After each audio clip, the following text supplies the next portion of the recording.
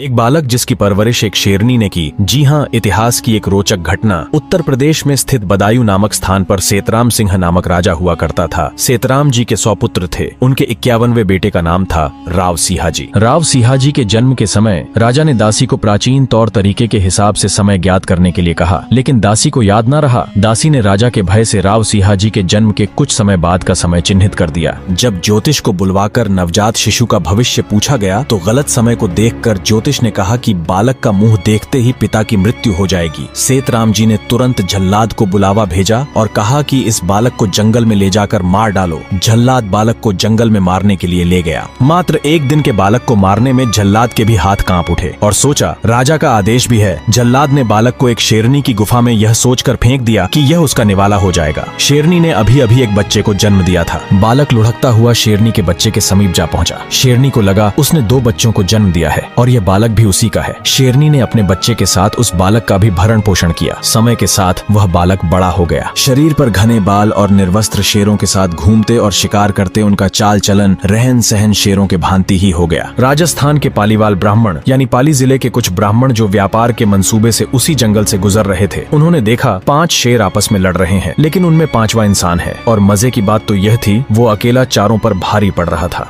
यह देख उनके पैरों तले जमीन खिसक गई। वे घबराए और तुरंत वहां से दौड़ पड़े और राजा सेतराम जी के पास आ पहुंचे। उन्होंने सारी घटना राजा को कह सुनाई। राजा को इस पर विश्वास नहीं हुआ। तभी सभा में मौजूद वह जल्लाद उठ खड़ा हुआ और राजा से कहा कि अगर आप वचन दे कि मुझे मृत्यु दंड नहीं दिया जाएगा तो मैं कुछ बताना चाहूंगा। राजा ने उसे वचन दिया और कहा, कहो क्या कहना चाहते हो। तब जल्लाद ने सारा वृतांत राजा को कह सुनाया। अब राजा को पुत्र की जानवरों के समान हालत देख अपने किए पर अफसोस हुआ और उन्होंने अपनी सैन्य टुकड़ी को उसको पकड़कर लाने का आदेश दिया, क्योंकि पालीवाल ब्राह्मणों के बताए अनुसार राव सिहाजी को पकड़ लाना बिना सेना के मुमकिन नहीं था। अंत में सैन्य टुकड़ी सफल रही और राव सिहाजी को राजा के समक्ष लाया गया। उनको समझाया गया कि वे इंसान हैं और उनको इंसानों के तौर तरीके सिखाए गए। इस समय पालीवाल ब्राह्मणों पर लुटेरों का भयंकर आतंक था। उन्होंने सेतराम सिंह से एक राजा की मांग की जो उनकी रक्षा कर सके और कहा, बदले में हम उन्हें लगान देंगे। इस पर सेतराम सिंह ने कहा, मेरे 100 पुत्रों में जो आपको श्रेष्ठ लगे उसको आप अपना राजा चुन सकते हैं। पालीवाल ब्राह्मण राव सिहाजी से बहुत प्रभावित थे। उन्होंने राव सिहाजी को अपना राजा चुना और इस तरह राठौड़ राजवंश संस्थापक राव सिहाजी ने